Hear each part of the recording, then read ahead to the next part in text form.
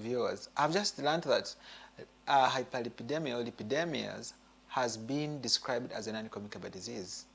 It's what I just saw on the internet. Exactly, because it's a risk factor to non-communicable diseases. So it had to, one way or the other, to be included in them.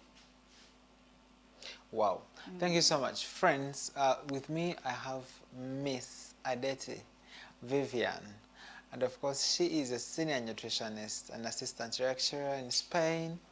And she's here to, and she works with Nova Dietetics Solutions. I think she'll speak more about that as she introduces herself to you. Adeti, you're most welcome to Google Data Vision.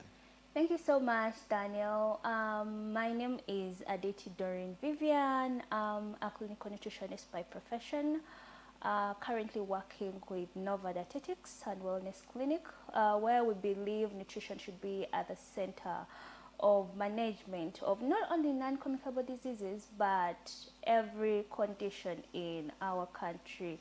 Of course, spearheading non-communicable diseases, nutrition is very key, and we believe that it should be personalized for it to actually work for an individual. So I'm so much honored to be here, Daniel, and looking forward for a fruitful session with you. Perfect. Thank you so much, Det, for coming. And of course, I pray that we learn together as she explains to us what obesity is and how does obesity come in and how does food join you to excess weight gain. Adeti, please. All right. So when we talk about obesity in simple terms, it means having too much weight for your height, literally. So you have a lot of weight, and your height is not balancing with the height. So too much weight and too much height, and it's so and less height, and it's so like an alarm in our country because it is on the rise. Last week I was reading an article and they were saying that the prevalence of obesity in women is at 50.0%. That means compared to the previous years, it's increasing. And what is so disappointing is that even in children, this is something that is growing rapidly. So we as a country, we as professionals, nutritionists, health professionals, we need to come together to solve this issue before it actually becomes a pandemic. So me talking about obesity, I'm just so honored, and I hope we can learn from whatever is going to be discussed here today. Perfect. So we've said that actually you said obesity is when your weight and your height are not matching. Yes. When your weight is too much more than your... Exactly. So before she came in, I was saying her date is tall. So away from that, we want to look into how does food connect to obesity? Because I was saying that most people complain, it is in my genes, everyone is big at home, but how long shall we think that's genetic? Despite obesity is multifactorial, as we tell us other factors that can predispose us to obesity, please first rate for us how food relates to obesity. Okay, I like the fact that you brought up the issue of genetics. It is so interesting that when you assess a person and you tell them, you know what, you're obese, they're like, in my family we are all big, so if you tell me I'm obese, I'm kind of offended because this is how we are all supposed to be. But you look at them and literally they have arthritis, they're running short of breath, and you ask them, but are these conditions also genetic? Like, are they in your family? They're like, no, I think I'm the first one to get these conditions. Then you're like, okay, yes, genetics predisposes a person to being obese, but it should not be like something you should focus on entirely. And you say, we have the gene in our family, so I should be big. No. It shouldn't be something that pushes you towards being comfortable with that too much weight. Now, talking about the... So a gene short, it can have triggers also. Exactly. Genetics is a key component. When you have the gene of obesity in the family and you gain too much weight, including other risk factors, that you're exposed to, the gene of obesity, even though you were not literally obese in the first place, you're going to become obese. It's like you're feeding the gene, so it works up. You have the gene, so when you don't eat right, you don't sleep right, all these things trigger this gene to actually wake up, and the weight will accumulate faster than a person who doesn't have the gene in their body. So genetics is a very, very key factor when it comes to a person being obese. When you have the gene in the family, your chances of being obese increase if you don't mind what you eat.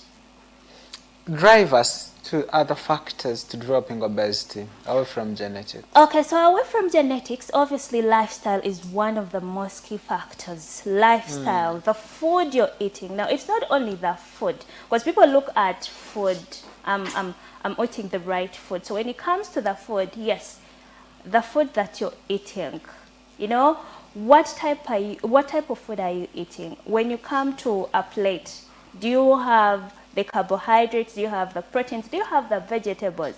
You know, people call vegetables as food for the cow, food for the gods, because for the poor, some people say they are for the poor. But you know, the poor foods are the ones that would actually help you when it comes to managing some of these conditions and help you live a better life. So the food choices, how is your plate looking like? Is it having all those foods there? And when they're all there, what is taking the highest percentage? Are you heaping a lot of rice, a lot of matoke, a lot of all on one plate and having a scoop of vegetables? So that brings us to the portions of the foods. So even though sometimes these foods are healthy, too much of them will also predispose you to weight gain. So you're not going to eat yam, sweet potato, matoke together on one plate and say it is okay just because they are good foods, so they will not predispose me to gaining weight. Then thirdly, it's the timing of eating these foods. You know, our bodies have internal clocks. So they work on a clock. So by the time, you need to be consistent with the timing, how you're eating these foods, at what time. You're eating lunch every day at what time. You're eating breakfast every day at what time. You're eating dinner every day at what time. Then fourthly, exercise. You know, exercise. Even a mere walking. You know, walking 30 minutes a day. You're at work and you have stairs. Move up and down those stairs. They will also improve on your cardiovascular system. Then sleep quality is also very key. One of the key things when it comes to sleep, in the night, literally you're supposed to be done with, your system is supposed to be done digesting food by 10:30. So when you eat food and it stays in the system for longer and it finds the time when you're supposed to be sleeping, there'll be interference in the hormones. That's when a person develops hormonal balance, and hence this weight gain also comes in. Wow. Let's highlight more on what is a health eating plate. How does it look like? You know, everyone has learned different health eating plates. Now, I want to hear from you as an expert. What does a health eating plate look like? I love that question, Daniel, because it's being asked so many times. And that actually tells us how people want to know, like they are really interested in knowing this. So how should a healthy eating plate look like? I'm going to give an example. If you're prepared matoke for lunch as the main food, as people call it, then you have the sauce as beans, then you have nakati as the vegetables. Literally on that plate, for it to be counted as healthy, nakati should have or should take the highest part on that plate. So more vegetables, moderate protein, sauce, and less of the carbohydrate on the plate. And that's how we define a health plate. So every health plate should have more vegetables, moderate proteins, and less of the carbohydrates. And you start eating with the vegetables. Now that is a tricky part in Africa, because you're not going to tell a person to start eating with vegetables. They'll be like, what is going on? But it's always advised, because When you're satisfied, it's okay to leave. I always tell my patients, it's okay to leave rice on the plate, but not nakati on the plate. Because, I mean, nakati vegetables are really so important in our body. So a health plate should literally have more vegetables, moderate of the protein, and less of the carbohydrate. So what should we often begin with? Should we begin with fruits or vegetables? End with them? When should we do this? These actually are the most common questions.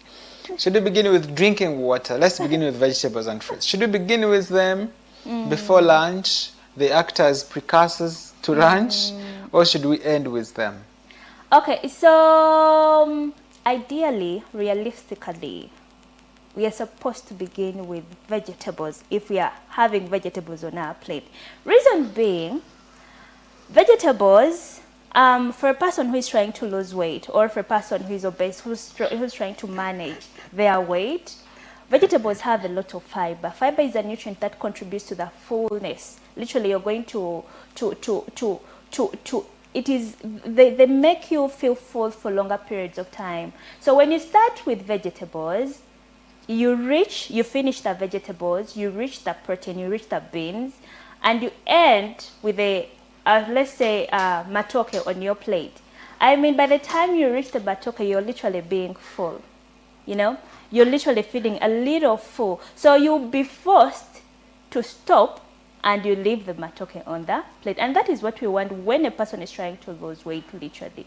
So I would advise for a person to start with vegetables whenever they are eating their food. How about fruits? Fruits can come in as snacks, or you can have them as breakfast options, especially for people who find it hard to prepare a full meal breakfast at home. So if you're a person who is always living home rushing, you can pack your fruits and have them as breakfast, and you can also be eating them in between the meals as healthy snacks. So usually when we're at the buffet and the functions and all foods are there, how should my plate look like? So buffets are kind of tricky because literally there's a lot of food going on, and honestly you'll be tempted to go pick something here, go pick something there. But now the good thing with also buffets, you can have rice prepared in like 5 different ways.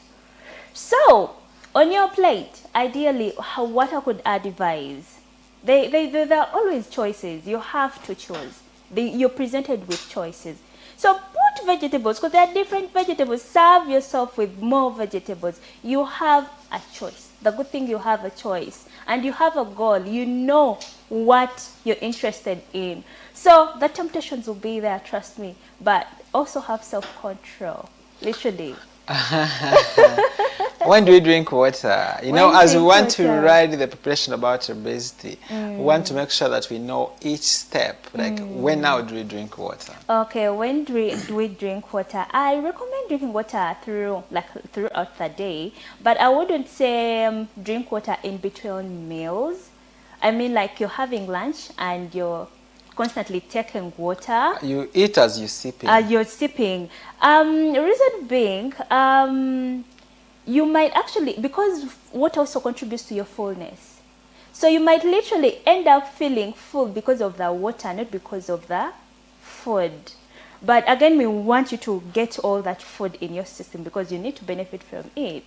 So I'd recommend for a person who is maybe trying to lose weight, or for a person who is just a healthy person trying to maintain a healthy lifestyle, take water after 30 minutes of food. At least let the digestion be initiated, then you follow with water, or throughout the day in between the meals, like you had your lunch, you had breakfast maybe at around 8, you can have water in between the, not during the meals.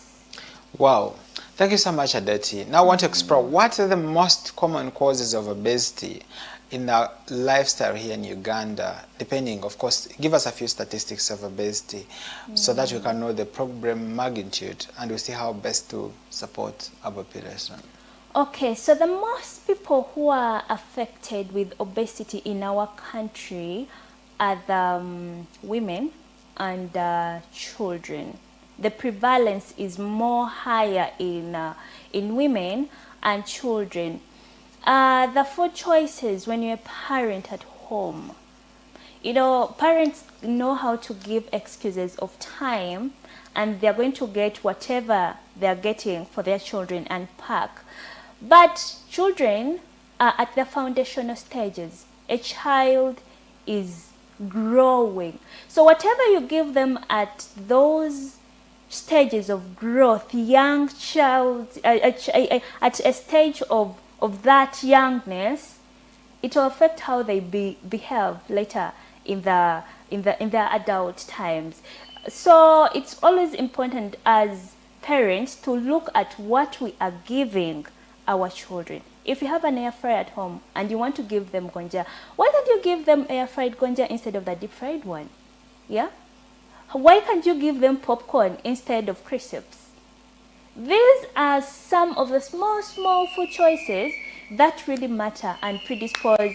Let us know how your child will either be predisposed to obesity or not. Then in women, unfortunately, we women, there is an article I read that we have our hunger hormone is always high at its peakest at every time. So we are predisposed to eating randomly. So if you're eating here, there without alignment, I mean, I understand why we get predisposed to being obesity. As for men, they're kind of cautious though. That's why I think the prevalency is a bit lower in men. So men in Uganda are more lesser predisposed otherwise? Yes, that's how the recent statistics are telling us. I don't know, because you're a man, Daniel, how do you, make your food choices all the way throughout the day? Because they're telling us you guys, have less predisposed to being obese. But generally also for us women, our fat mass is higher. So I think that also contributes to the risk factors of us being obese. Me, I'm a hustler. And of course, when you're hustlers, you have to make sure you choose health food. Sometimes you eat once a day because you do not want it, but because you have no choice over it. You're forced to do that. Yes. And of course, now we are still talking about obesity. We want to rally our viewers to join our social media platforms at Google Data Vision Uganda, LinkedIn, Facebook, Twitter, and TikTok, so that we can fully learn from your experiences, expertise, and what you think are the leading causes of obesity in our region. We want now to talk about the stigma and the mindset around obesity that is common, the myths and misconception. What could be your scientific information about obesity in that context? Thank you so much, Daniel, for that question, because the myths of obesity in our society are at their peakest. Last week, I was with a friend who told me a colleague of hers in the workplace was saying they have money because they developed a big belly. So every time they'll be, you're developing that belly, the belly is coming. And it's like, yeah, I have money. So you look at a person developing centralized obesity and they are relating it to money. So when a person has that mindset, literally, it's like, it's a syndrome. It's going to be transferred from one person to another. They are going to think like, having this stomach is presenting that I have money, which is, you're just carrying conditions. You're carrying hypertension, you're carrying diabetes, you're carrying obesity, you're carrying all this on one person. And by the time you realize, sometimes it might be a little bit late, and you can't come back from it. Another myth I always hear, we talked about the genes, some people believe that being fat is literally, I have a friend of mine who says in their culture, they can't accept a woman who is small because they don't believe that she's really a woman. So they need you to be fat. But they are forgetting that there is always the waist to hip ratio, which also tells you how much you are at risk of either getting high blood pressure, diabetes, and heart diseases. You see, so a person thinks that in my culture, getting a woman who is small is a taboo. It's forbidden just because, you know, we need fat ladies, and it's wrong. It is wrong. People should stop thinking that, you know, having these big, you know, looking big is actually something healthy, especially in this area where these cardiovascular diseases have become like an everyday thing. Obesity, when we look at it in the previous years in Africa, it would be like, what? It would be like something a person has never heard of, but right now it is more of like a trend, and if we don't wake up, it's going to continue like that. Wow, wow. I'm just learning new things, and of course, what you've said is it's what is common in our society here. And I want to talk about the central base rate richness. Are you sure I do not understand it? Why people think that if you have money, you have to get some berries. So you mean that if a person has been in a relationship with you and you don't gain weight, they are likely to leave you? Which culture is that in Oh Kenya? my God, Daniel! I don't want to be taken to prison. No. Well, of course. Yes, those things are out there. Yes, it is common, and of course, I don't know why people want to join the weight gain as a sign to get married. Let's go into, and of course, we want to once again say that obesity, it's not really healthy, and the country is facing a burden. It's getting out of its hand, and we want to always complain to the government, this, and yet I don't know if you have drugs for obesity. I don't think we have.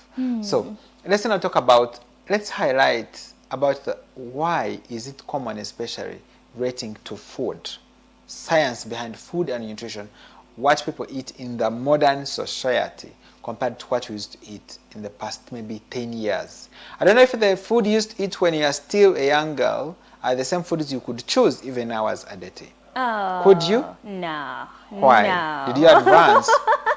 You were a class apart? Oh my God, Daniel. And Okay. of recent I was actually complaining to my friend. I remember on our visiting days at school, if parents would come, actually they would roast for you sweet potatoes, roast for you sweet Exactly. cassava, and then they bring it at school. And these were posh parents. I mean, they were rich, they are not below the category. You understand? Yes. And we used to move on, like, I mean, we have tried to reach where we are. But right now, when they last eat sweet potatoes, when they last eat sweet cassava, like, okay, what has changed? Oh, what has changed? So I don't know how many, when you left your place of residence to come here today, I don't know whether you always pay attention to count the restaurants, the food outlets, or between your place of residence to your place of work. Have you ever counted them? I actually just realized that where I stay, there are more like 5 of them, but I did not know at first. You didn't know. Because first of all, they are wooden. I just realized that after 1 year. And you know what? Because my neighbor was sick and it was really late, and she was like, I need food. I was like, but you can't order food now. I mean, it's really late, and the chefs whom we order food from, they're out of town at the moment, so the 11. So like, no, by the way, there are these ladies here in the wooden. I have been passing there for a long time, but I had not known that there's food. I mean, there are very many. This is a restaurant, but in a big wooden building or block, you can say, wood. How can I even say local timber? So I did not realize that actually there were hotels or maybe restaurants cooking it. Yes. Okay, now let me give you an experience. Daniel, I made it a habit last month because I was writing something about overweight and obesity, how it is in our country. And I made it, it was intentional. I had to count the number of food outlets from my place of residence to my place of work.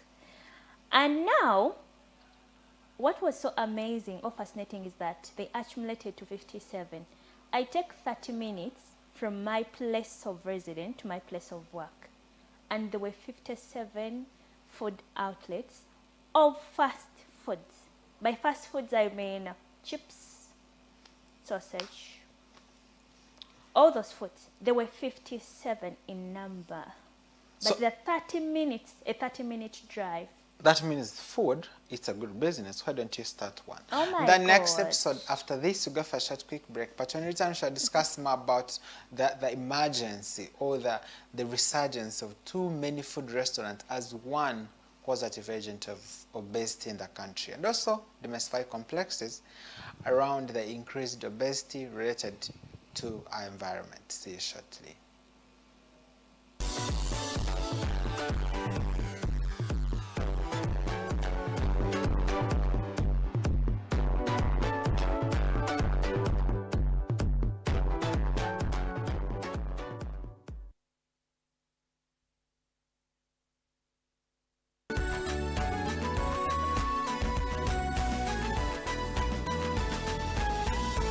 Good Day TV, transforming your life.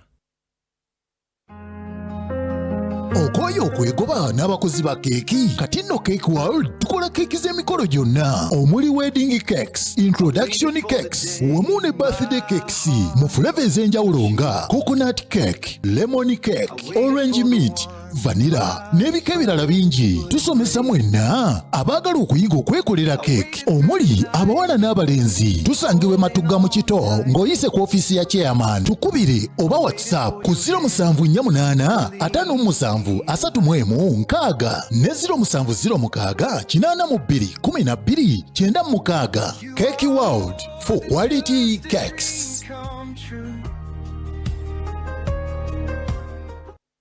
In the neighborhood, near stagnant water and mosquito breeding sites, malaria lurks, always waiting to strike.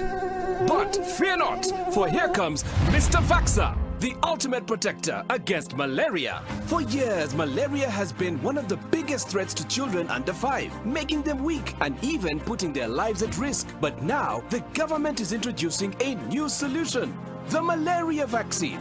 The malaria vaccine is now in the routine immunization schedule. The malaria vaccine is administered in 4 doses at 6 months, 7 months, 8 months, and 18 months. This vaccine will provide extra protection against severe malaria. And don't forget, routine immunization protects children from many deadly diseases. Every vaccine matters. Visit the nearest health facility for routine immunization services today. Mr. Vaxa, the malaria vaccine is free, safe, and ready to protect our children. Will you join the fight and complete all 4 doses? For more information, call the Ministry of Health on 0800 100 066. This message is brought to you by the Ministry of Health.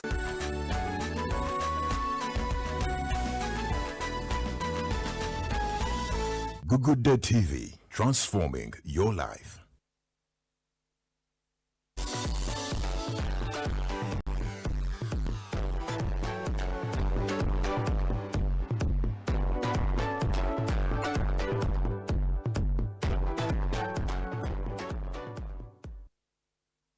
Once again, I want to welcome you from a short quick break. I guess you took some water, you refreshed, and now you're fresh again for this very important session. And we want to focus now on the how can I say this better? On the very many hotspots for fast food, small restaurants. You wake up in the morning, you start up a business. Even 100,000, you can do a business in Uganda with food. I don't know why. I think food is because it's disrespected or what? Speak about that. I want us to relate that too much to obesity so that people can take away the feeling of genetics. Okay, I don't have a problem if restaurants are like 100 in my place where I stay and they are preparing healthy food. By healthy food, I mean they're prioritizing steamed food, matoke, sweet potato, boiling the beans, and introducing vegetables on the plates or in the foods they're giving people. I don't have a problem with that. But people, remember, you prepare foods what the society wants. Exactly. Now that's the issue. What the society wants, and that's what is killing us, Daniel. That's what is killing us. A person leaves work at 9. There is a chips kiosk there. They're going to go and grab chips of 5,000. They put sausage, and they do that every day. They put some eggs also. They put some eggs, and that is the meal every day. Those foods are not bad, Daniel. But the frequency and convenience, saying that I don't have time, and you make it a habit of eating chips, sausage every day. You know, this weight comes in a funny way, Daniel. This week, you might weigh yourself and you're 75. You look in the mirror and I'm still good. I mean, I'm looking good, yeah? Next week, I'm going to look in the mirror and I'm still good, but I'm not weighing, right? But I'm eating chips and chapati and sausage every night. And so I'm going to weigh myself next month. Well, I've been looking at myself in the mirror and I'm still looking good. But last month I was 70, this month I'm 90. But I'm still looking good in the mirror. So you wonder where these cages came from. Don't speak to me indirectly. So actually, let me tell you. You're culprit. Good. Not now. That was very many years back. Oh, okay. I think now, according to the meter and according to my physical appearance, I am normal. Yes, according to the weight and the size. I'm so keen. I take my weight almost every day. Even if a person looks at me and says, but Kamara, I say, Kamara, what? I go and take my weight the next You have phobia for weight gain. I don't want to gain weight. Oh I my hate God. it. You're And not alone. where I am, I don't want to add anything. Really? Please, even if you want to take me out, I tell you what I want. Okay. Cannot manage, leave me. Because I am so skeptical on weight gain. And the mushrooming businesses, just like you've said, because they do according to what people want. Exactly. And that's why actually these whole food restaurants, the ones you talked about, they close early. By 5 actually they are closing. But if they had customers, they would extend to 10 p.m. to 9, but chips work up to 11. Exactly. Now that is where mindset comes in. Now we should speak directly to the people. Daniel, if my customers love sweet potato, love beans, love nakati on the plate, and they come purposely for that, chips will close, and sweet potato, the hotels for sweet potatoes will work up to 11. So this comes to we as people. We should now shift our mindset. We should know that obesity is here, and if we don't work on it, it's going to be here to stay. It's going to be here and it's going to worsen. It's time for people to wake up. Make healthy eating intentional. Make eating sweet potatoes, beans, vegetables intentional. Those restaurants will not close at 5. They'll close at 11. So it is the mindset shift. People should look at sweet potatoes as me being this model or this person, this healthy person I want to be when I eat that kind of food, not reaching out for convenience. Chips is not bad, but making it a habit is the bad thing. Do you think also the social media, the food adverts also contribute to obesity? It depends on what adverts. Food adverts, of course. The persuasive food advertisements. Do you think they contribute to obesity? If I see an advert on TV and it has this nice plate of chips, sausage, and this is a new restaurant around the corner, honestly, Daniel, I'll be tempted to try it out. Because it will be buy one, get one. Exactly. You just order, they deliver. They deliver. And every Monday, it's a 50% discount. Exactly. What do you expect? People will go, honestly, they'll run to that place, obviously. Now, why shouldn't people also advertise for if you buy a plate of matoke, beans, nakati, I'll give you a watermelon slice. As you know, as I said earlier, it should be mindset shift. Yes, the adverts contribute to it, but we should also learn, healthy adverts. There are the restaurants that prioritize mainly in healthy food. Do you cook at home? Yes, I do cook. What did you cook today before you came? Today I had matoke, 2 fingers of matoke, and eggplants mixed with these bitter berries. What are they called in Luganda? this ntula. Yes, that's what I had for breakfast. Because I knew I was going to come and talk here, so... Now, in the modern cooking, Yes. breakfast has to bring in pasta things, spaghetti things, and they mix up, they put cheese, they put a lot of things according to what social media is teaching. I believe that also brings actually to...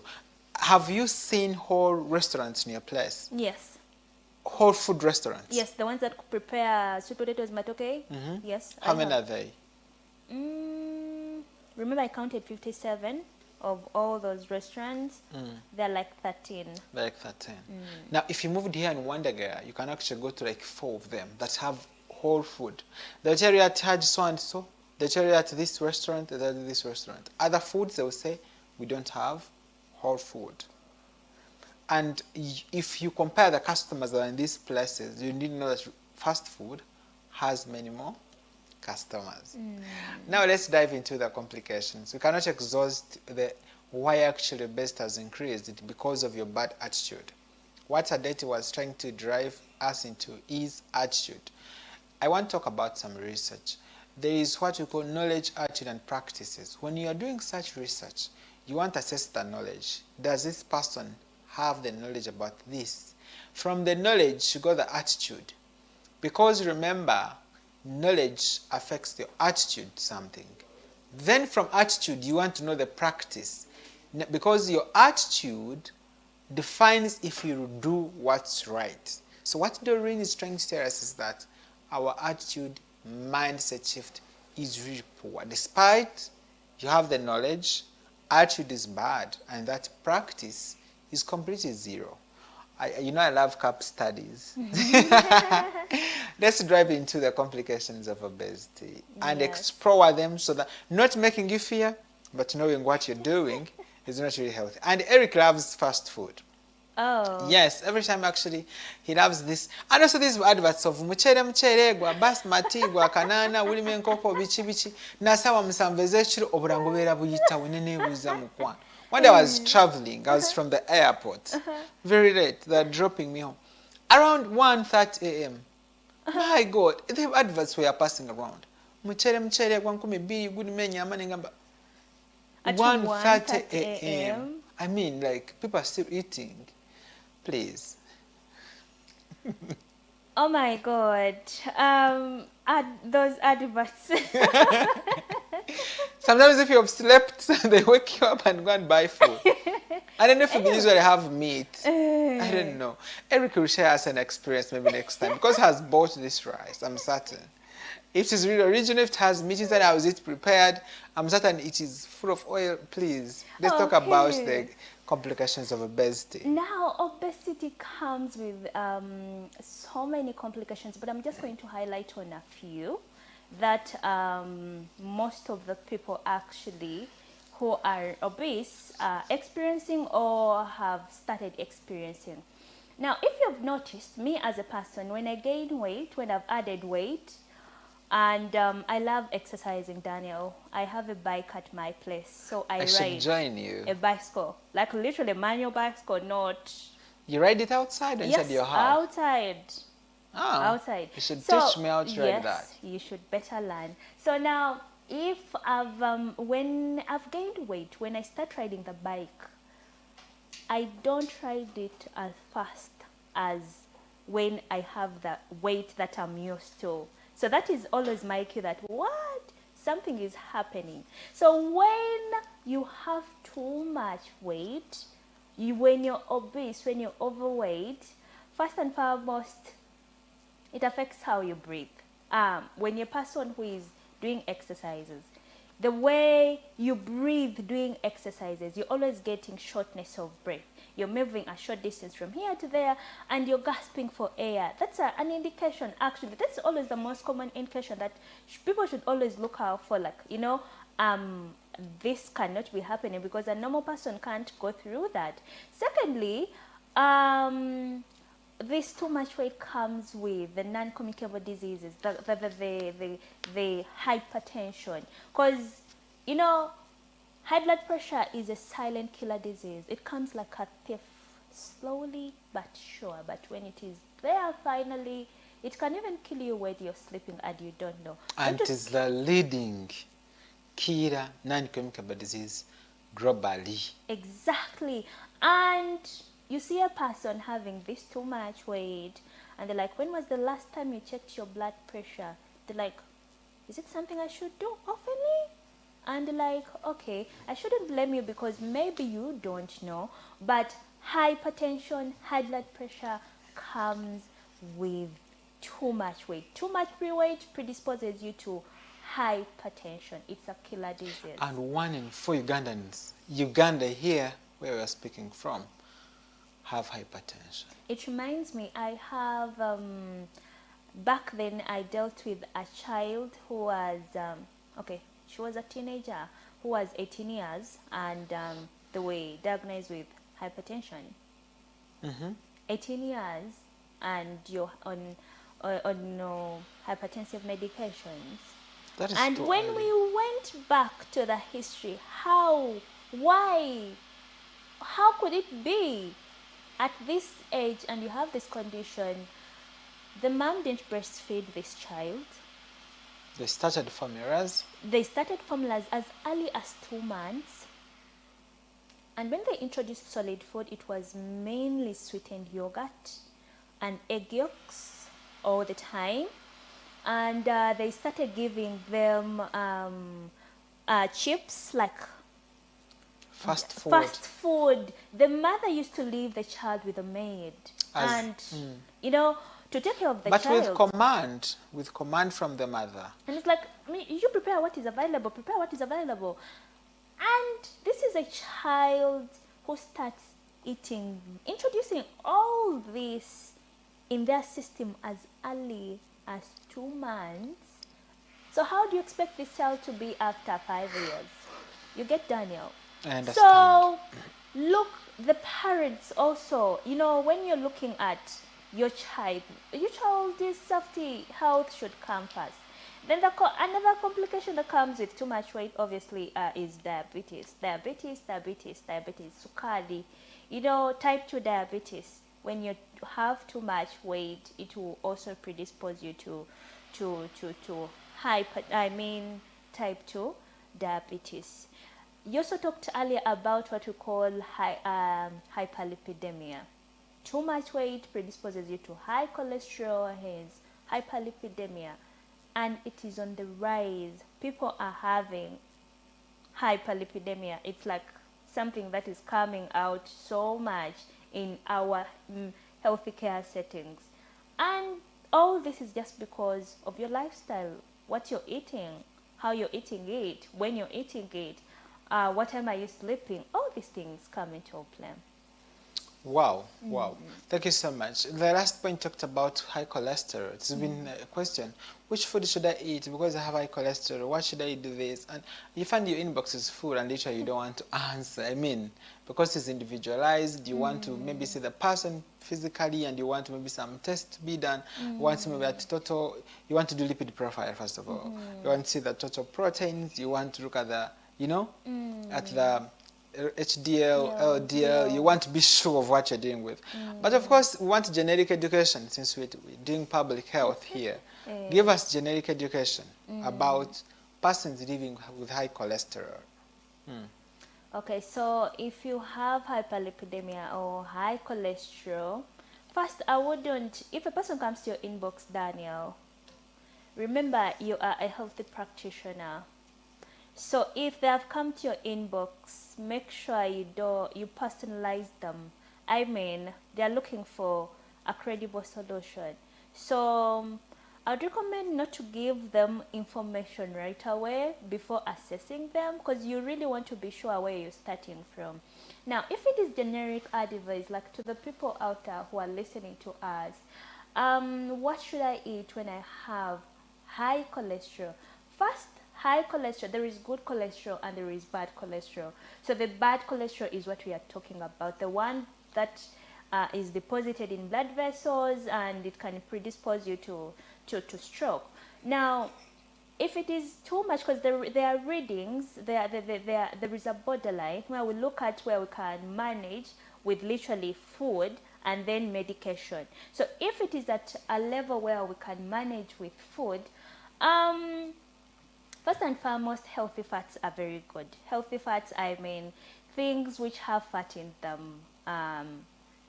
Fish is one of the important kind of food sources that can give us healthy fats, either naupaj, tilapia. Then there are these tiny seeds which I love people have introduced nowadays. I see, I mean, in 1 or 2 people at my workplace taking water with them. They're called chia seeds. Literally, chia seeds have omega-3 fatty acids, and those ones also alternate the bad fat in the blood.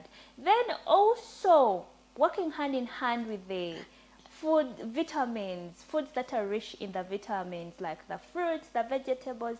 Literally also, you know, there is a way they compensate with this high fat in this body. So literally the food choices would be things that are rich in omega-3 fatty acids, like the chia seeds, like the fish, going low, cutting back on the too much eggs because the yolks also predispose you to cholesterol, but also the cooking oil that you're using at home. You know, you should always be inquisitive when it comes to the labels of, because they're going to put how much cholesterol is in that cooking oil, you know. So look out, read the labels and see how much cholesterol you're going to put in the food that you're going to cook. You're cooking spinach and you're putting oil that has too much cholesterol. You're literally doing nothing to your body system. Perfect. And of course, now the next question would be, which oils are healthy for our population? Please do not mention any brand. We're not doing marketing here. Which oils are healthy? Oh my God. As I said, most of the oils have the nutrient value at the side. So we should adapt a habit, because we should also look at the budget. We are looking at a person in the village who wants to eat healthy, you know, and you also should look at their budget. So for a person who can afford, obviously, olive oil could be the best choice. But, you know, a challenge is most people heat olive oil, and once it is heated, you've wasted the healthy benefit that comes with the olive oil. So when you can afford, you can go with olive oil, but also the oils that are on the market, compare and see which one has less cholesterol, less bad cholesterol, and which one has more bad cholesterol, because sometimes we were not there when they processed these oils, so it is challenging to know whether it is the right amount in there or it's not. So learn how to read the food labels to compare and see the one that you would look out for, to, you know, to go with at that particular moment. Wow, this is very, very important. Now, of course, we want to call upon people with obesity. What should they do so that they can prevent themselves from getting these complications? I'm already obese. Should I die? Should I actually hate myself? Let's talk about a few self-care tips for persons with obesity, especially grade 3 and grade 2 people. For grade 1 maybe, but to have grade 2 and grade 3, sometimes you see obese and you're like, God, if you can have mercy, don't make me rich here. Let's give them some self-care tips and nutrition messages that can support them. Well, self-care tips now. First and foremost, if you're obese, it's not the end of the road. This is something that can be managed, and as you've heard, it's a lifestyle condition. It's something that can be managed with food. Of recent, I landed on an article where they advise a particular kind of weight where they recommend medication, which is healthy. But when you've not yet reached the morbid obesity where it is too much weight that can't be managed or handled with food alone, and you're 90 kgs, 100 kgs, 120 kgs, you know, this is a level where food can help you. First and foremost, it is very important to know your nutrition status. Go check for your BMI. Look at how much weight you have and where you lie. Once you know where you lie, you now come on the drawing table and, you know, what do I need to do? You get. So nutrition comes into play. Food is really important. How much of the food you're eating, we learned about what a healthy plate should look like. You know, it should be a healthy plate, but also know the time of that healthy plate. Eat at regular times. Let's say if you have breakfast at 9, let it be a routine, because there is a way it tunes your body to be sensitive or alert to eat at that specific time to avoid overeating later on. Then look out at your portions. You're eating matoke, you're eating sweet potato. These are all healthy foods. Don't put a load just because they are healthy. You'll instead be increasing on the weight, not reducing it. Then thirdly, sleep. Hormonal imbalance predisposes you to being obese. So it is always important to know what time you're sleeping. Sleep, we always tell people sleep for 7 to 8 hours, but sometimes it's not realistic. But at least get 6 hours of sleep to maintain your hormones. Wow. Thank you so much, Adeti. And of course, we've been talking about obesity in bid to celebrate the World Obesity Day 2026. We're trying to create awareness, knowing that obesity is also a condition that actually scientists have found out that you should take care of, having it contributing to the global non-communicable diseases burden. And of course, in bid to conclude this very important program, I'd like to hear from your last message about this day. What should people focus on when it is early enough? Obesity can be resolved. You can lose that weight. Okay, perfect. This is very important because your weight, my weight, can be resolved or prevented to ensure that we are all healthy all the time. I want to thank you for being with us since we started this program. Hope to see you next week, Wednesday. I am Kamara Daniel.